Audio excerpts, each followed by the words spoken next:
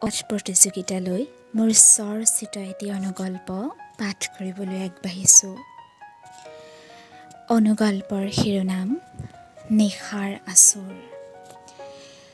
তাই উৰে নিশা কান্দিল, ফুলা ফুলা চকুদুটিৰে ঢল পুৱাতে উঠি আগফালৰ চোতালখন সাৰিবলৈ লওঁতেই কঁকালটো যেন মেৰ মেৰাই উঠিল। যেনে তেনে চোতালখন সাৰি গাটো ধুই লওঁ বুলি গা ধোৱা ঘৰত সোমাই পানীমগ ঢালোতেই চেঁচা পানীটুপিৰ পৰশত বিষবোৰ সাৰ পাই উঠিল। আজি ইমানেই বুলি যেন তেন গাটো তিয়াই তাই পাকঘৰত সোমাল। চাহৰ খোলাটো পাতি বাৰীৰ তিয়ঁহ দুটি ছিঙি আনিলে। আজি এয়াই হ'ব তিয়ঁহৰ চব্জি।